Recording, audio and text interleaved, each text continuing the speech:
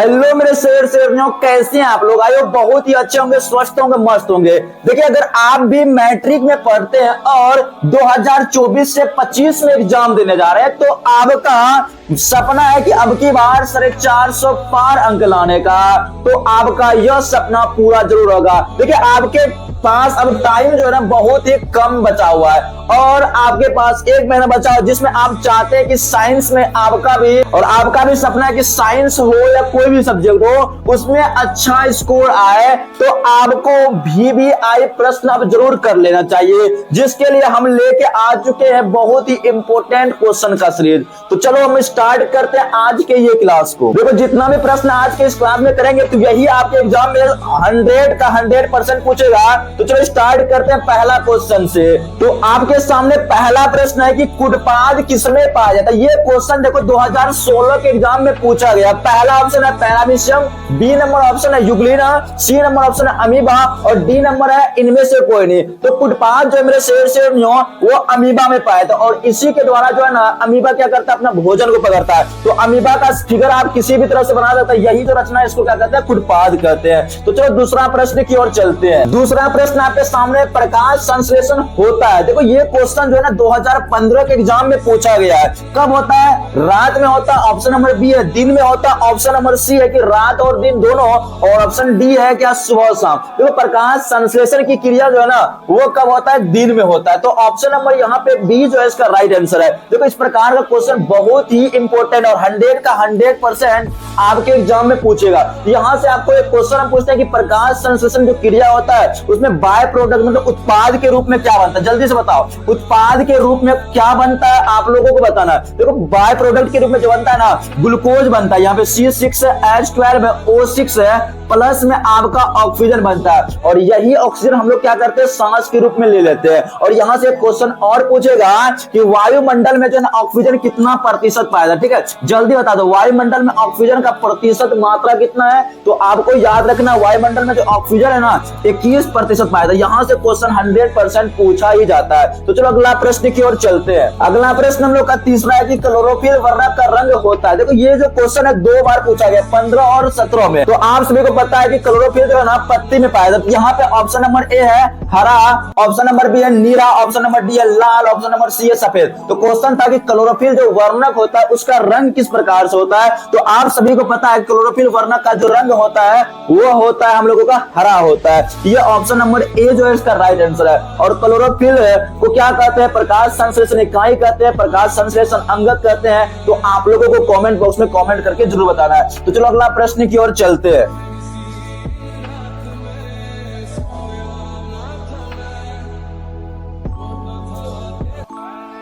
अगला प्रश्न हम लोगों का है 4 नंबर की रक्त में आयरन की कमी से होने वाला रोग है। देखो, रक्त में जो होता है आयरन की कमी से कौन सा रोग होता है, ये प्रश्न आपके एग्जाम 2014 में पूछा गया। ये क्वेश्चन मोस्ट VVI आपके एग्जाम की दृष्टि से कि रक्त में जो आयरन की कमी से क्या होता है। ऑप्शन नंबर ए है टीबी, ऑप्शन नंबर बी है मधुमेह, ऑप्शन नंबर सी है एनीमिया, ऑप्शन नंबर डी है उच्च रक्तचाप। तो यहाँ पे आपको बताना है कि रक्त में आयरन की कमी से कौन सा रोग होता है। देखो, रक्त में आयरन की कमी से तो यहाँ पे आप लोगों का सही आंसर होगा रक्त में आयरन की कमी से एनीमिया रोग होता है। तो बताओ, रक्त में आयरन पाया था और रक्त जो होता है लाल किसके कारण होता है, जल्दी से आप सभी को बताना है।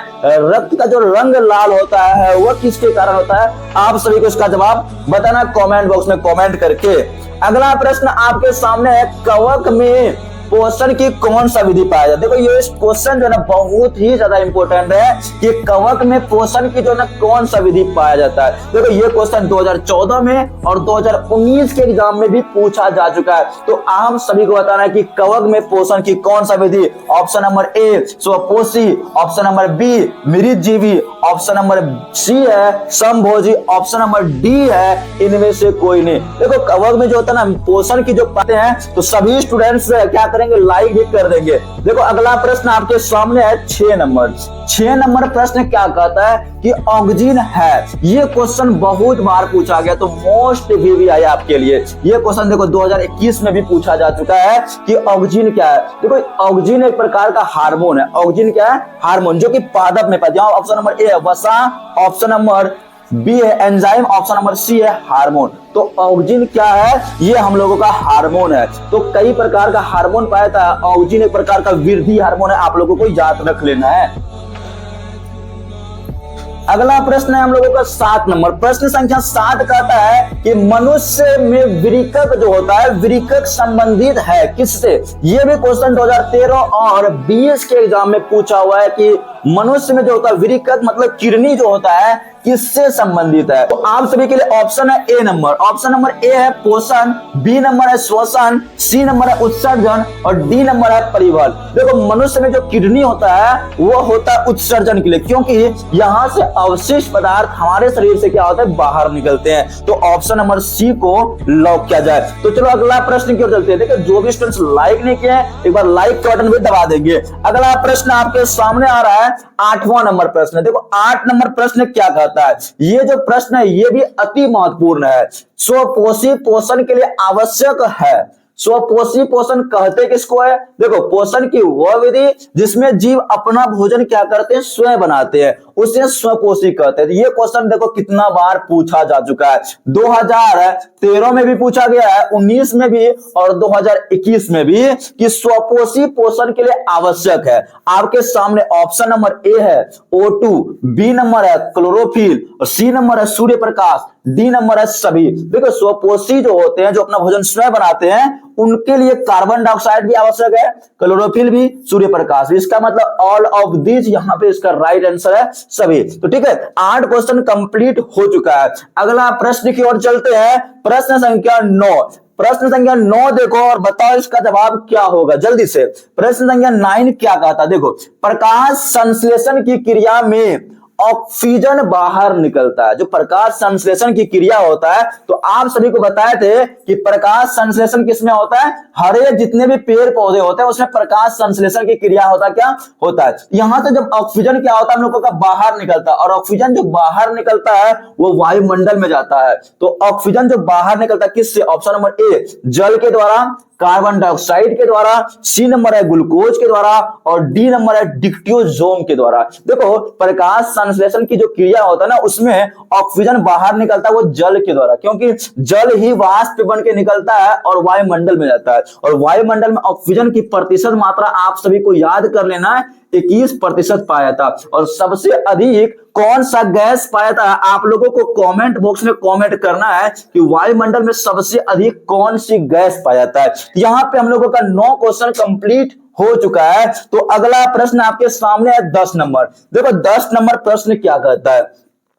प्रश्न संख्या 10 है क्या कि मैग्नीशियम पाया जाता है। देखो मैग्नीशियम किसमें पाया जाता है? आपके सामने ऑप्शन नंबर ए है क्लोरोफिल में, बी है लाल रक्त कण में, सी है वर्णिक लवक और डी नंबर आपके सामने श्वेत रक्त कण में। तो यहाँ पे जो मैग्नीशियम पाया जाता है मेरे शेरनी वो क्लोरोफिल में ही पाया जाता है। क्या पाया जाता है? क्लोरोफिल में पाया जाता है हम लोगों का मैग्नीशियम। तो जल्दी से बता दो मैग्नीशियम का जो संकेत होता है Mg, तो इसका परमाणु संख्या आप सभी को बताना जल्दी से। मैग्नीशियम का परमाणु संख्या कितना होता है जल्दी से आप सभी को बता देना, ठीक है। मैग्नीशियम का परमाणु संख्या, मैग्नीशियम का क्या बताना है? परमाणु संख्या आप सभी को बताना, बता दिए जल्दी से बताओ। अगला प्रश्न की ओर चलते हैं, ठीक है।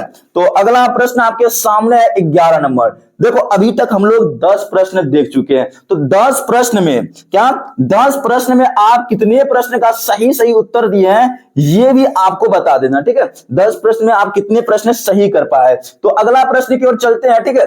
11वां प्रश्न, प्रश्न संख्या 11 कहता है कि मनुष्य में प्रमुख उत्सर्जी अंग है। देखो मनुष्य जो होता है उसका प्रमुख उत्सर्जी अंग क्या होता है? उत्सर्जी अंग मतलब जहां से अवशिष्ट पदार्थ क्या होते हैं शरीर से बाहर निकलते हैं। ये क्वेश्चन 2016 और 2020 के एग्जाम में पूछा जा चुका है कि मनुष्य का जो प्रमुख उत्सर्जी अंग क्या है। पहला ऑप्शन है आपके पास रक्त, क्या रक्त उत्सर्जी अंग है? बी नंबर ऑप्शन है श्वेत ग्रंथि, सी नंबर है वृकक और डी नंबर है अग्नाशय। तो यहाँ पे जो मनुष्य का प्रमुख उत्सर्जी अंग होगा वो होगा हम लोगों का क्या? वृकक। वृकक बोले तो किडनी आप लोगों को याद रखना, ठीक है ना। किडनी यहाँ पे हम लोगों को क्या है, मनुष्य का प्रमुख उत्सर्जी अंग है, ठीक है, प्रमुख। और एक क्वेश्चन पूछेगा, अगर मनुष्य का प्रमुख अगर श्वसन अंग पूछा जाए, क्या प्रमुख श्वसन अंग आप सभी को बताना है क्या होता है, ठीक है। जल्दी से बता दो मनुष्य का प्रमुख श्वसन अंग क्या होता है, ठीक है। तो अगला प्रश्न आपके सामने आएगा 12 नंबर। देखो 12 नंबर प्रश्न क्या कहता है कि अमीबा अपना भोजन, क्या क्वेश्चन है कि अमीबा अपना भोजन किसके द्वारा पकड़ता है। यह भी क्वेश्चन कई बार पूछा जा चुका, जैसे कि 19 और 20 के एग्जाम में। तो अमीबा स्पर्शक के द्वारा भोजन पकड़ता है, कुटपाद के द्वारा, प्रोटोजोआ के द्वारा, या अग्नाशय के द्वारा। देखो अमीबा जो अपना भोजन पकड़ता है वह कुटपाद के द्वारा। और अमीबा में भोजन का पाचन अगर पूछ ले, क्या पाचन अगर पूछ ले कहां होता है, तो याद रख लेना भोजन रसधानी। कहां पे, भोजन रसधानी में होता है। कहां पे, भोजन रसधानी में इसका भोजन का पाचन होता है। तो यहाँ पे 12 क्वेश्चन का ऑप्शन नंबर बी हो गया सही जवाब। तो इस प्रकार से आप लोगों के लिए बहुत ही इंपॉर्टेंट क्वेश्चन है। तो इसी तरह का हम लोग डेली क्लास करेंगे, तो आप लोग जरूर हमारे साथ बने रहेंगे। तो अगला प्रश्न हम लोगों का है 13 नंबर। क्वेश्चन नंबर 13 कहता है कि निम्नांकित में कौन ममेलिया परजीवी है। तो ममेलिया परजीवी इनमें से कौन। ऑप्शन नंबर ए है प्लाज्मोडियम, सी है लिस्मेनिया, और डी है प्रोटोजोआ, और यहाँ पे ऑप्शन नंबर डी है इनमें से कोई नहीं। तो यहाँ पे क्या कहा, मलेरिया परजीवी कौन है। मलेरिया परजीवी जो यहाँ पे हम लोग का होगा प्लाज्मोडियम। ऑप्शन नंबर ए जो है इसका राइट आंसर है। तो चलो अगला प्रश्न की ओर चलते हैं। अगला प्रश्न हम लोगों का है 14 नंबर।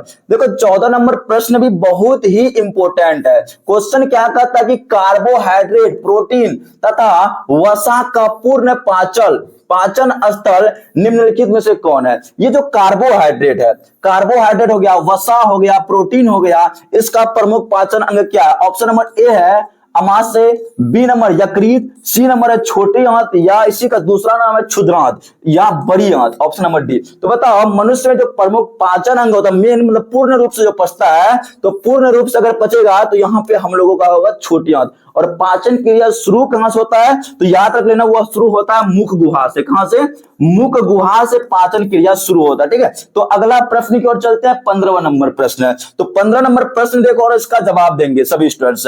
क्या है प्रश्न 15 नंबर, कहा था कि खुला परिसंचरण तंत्र पाया जाता है। मतलब खुला परिसंचरण तंत्र जो होता है किसमें पाया जाता है। ऑप्शन नंबर ए है मनुष्य में, बी है घोड़े में, सी है कॉकरोच में, और डी है स्त्री में। देखो खुला परिसंचरण तंत्र जो होता है वो किसमें पाया जाता है, कॉकरोच में। तो 15 प्रश्न हम लोग कंप्लीट कर चुके हैं। तो 15 प्रश्न में आप सभी लोग कितने का सही जवाब दिए हैं, एक बार कमेंट बॉक्स में कमेंट करके जरूर बता देंगे। तो अगला प्रश्न की ओर चलते हैं, 16 नंबर। देखो 16 नंबर प्रश्न क्या कहता है। 16 नंबर प्रश्न हमारे सामने है कि हमारे शरीर में कौन सा हार्मोन कार्बोहाइड्रेट, प्रोटीन, वसा के उपापचय, क्या उपापचय को नियंत्रित करता है। तो जल्दी से इसका जवाब दो। ऑप्शन नंबर ए है इंसुलिन, बी है थायरोक्सिन, डी है टेस्टोस्टेरोन, और सी नंबर यहाँ पे टेस्टोस्टेरोन, डी है एस्ट्रोजन। यहाँ पे हम लोगों का क्वेश्चन क्या कहा कि हमारे शरीर में जो हार्मोन है